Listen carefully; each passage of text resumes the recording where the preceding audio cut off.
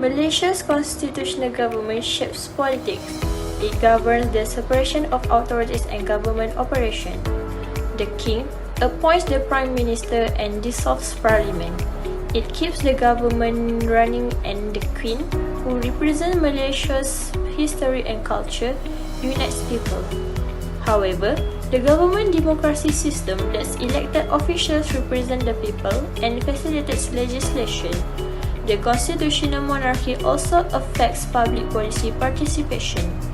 It does this by encouraging people to participate in democracy and public policy to address population needs. Malaysian financial regulatory institutions have also been shaped by political regime dynamics and market building efforts, reflecting economics and politics. Historical context on the election process. First, elections in Malaysia are fundamental for democratic expression and political representation. Next, federal elections are for the Dewan Rakyat, which is the lower house of the parliament. Third, state-level elections are for the state legislative assemblies. Next, there are two levels of elections, which is the federal and the state. Next, the constitution mandates general elections once every 5 years. Lastly, the executive branch heads are usually indirectly elected. Next, the electoral system. Malaysia has a two-level electoral system, which is the federal and the state. Next, the Prime Minister and Chief Ministers are usually indirectly elected from the majority party. Thirdly, the Election Commission of Malaysia, which is the SPR, oversees the electoral process. Nomination day allows candidates to file papers, and if only one candidate is nominated, they are declared elected. Next, the campaign period leads up to polling day, where voters cast their votes. Lastly, the candidate with the most votes becomes the new MP. In Malaysian politics, nomination criteria might change depending on the role and internal policies of the political party. Nonetheless, the following are some general prerequisites and factors to be taken into account for nomination in Malaysia's political system. First, party membership. Malaysian political candidates must be members of the party. Second, eligibility constraints. National law requires candidates to meet qualifying requirements, including citizenship, age limits, and other legal requirements for government positions. Third, party rule compliance. Candidates must follow the party's rules, nomination procedures, and ethics. Fourth, gaining support and endorsements. Building party support and gaining endorsements from other stakeholders may increase an individual's nomination prospects. Lastly, dedication and skills. Candidates must show devotion to public service, policy knowledge, and ability to represent the party and people. How to know if we are eligible for vote? Well, we must understand the eligibility requirements as the first step in voter registration. Citizenship is required to vote in Malaysia. Jabatan Pendaftaran Negara must verify citizenship and age, acting according to IC. The voter must live in the region they want to vote in and not be disqualified by law. How about registration process? Well, after the Undi 18 Bill grants all 18-year-old Malaysians voting rights, the electoral register will be updated with eligible voters. You no longer need to register at mobile stations or election commission headquarters. Without registration since January 14, Malaysians 18 or older by December 31st, 2021 will be automatically enrolled in the electoral register. Individuals turning 18 this year will be added to the roster 1 to 6 weeks after their birthday. The roll will be updated monthly, not quarterly.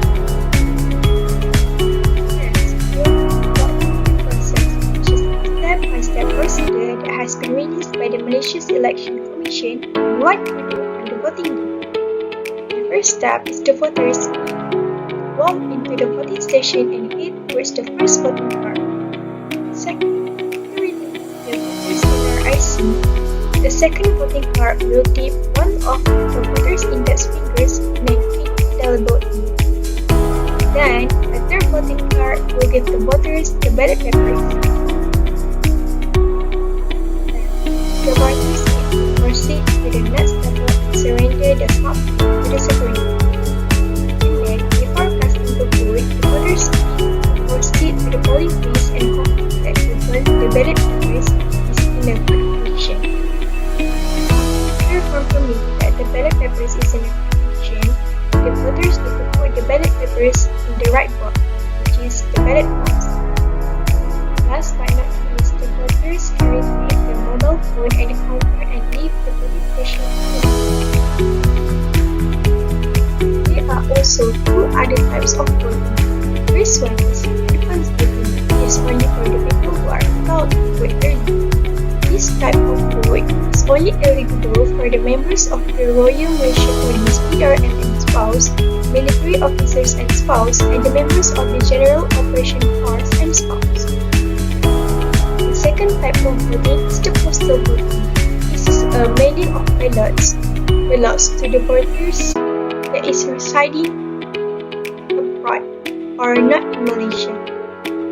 This type of vote is only eligible for any Malaysian that is residing abroad, any election commission employees poll workers, and any police officers or soldiers that are not eligible for advance voting. Furthermore, there's also live updates on news stations on voting days. Television news stations such as Extra Awan and many more have been very committed on doing live updates on current situation at certain voting stations. They also did live updates on the vote for each voting area in every state. The campaign process that political parties take. There are many methods that political parties do during campaign, but these are the most used methods they use. First, media impact. Political parties use the media to spread their messages. Parties spread their beliefs, policies, and goals via television, social media, radio, and online publications. They carefully use the media to improve their image, sway voters, and gain support. Next, door-to-door. Party activists visit people's homes via door-to-door canvassing. This method helps parties engage with voters, learn their issues, and express their ideas. Door-to-door canvassing fosters genuine interactions and community trust. Lastly, rallies and public events. Candidates use rallies and public events to interact with supporters, spread their messages, and gain momentum. From small town hall meetings to big rallies, politicians may speak, answer questions, and demonstrate their visions, policies, and leadership. During 15th General election, political candidates hired several account-based influencers to tweet and retweet tweets that supported them and inflated the volume of chatter about their campaigns. Many voters will come across these tweets without knowing if the tweets that reached their timelines reflected genuine support for the candidates over paid advertisements. Transparency of election results. The transparency of election process, particularly the counting of votes and the announcement of results. It is crucial to maintaining the trust and confidence of the electorate.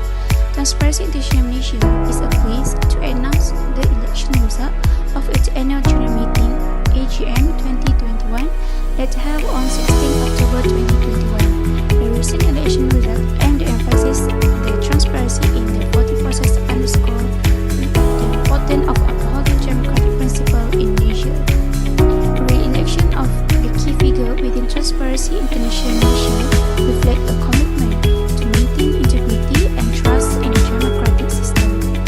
As a diverse nation with a rich democratic history, Malaysia recognizes that transparency at every stage of the electoral process is vital for citizen representation and participation. Next, post-election procedure. There are 4 procedures that highlighted in this video. First, counting and tabulation of votes. The fundamental post-election step, it involves manual counting or electoral tabulation, with transparency maintained with party representative and observed. Next, verification of result. It is crucial to compare reported result with actual ballots and identify and rectify the discrepancies. The recounts are possible in close context. Next, audit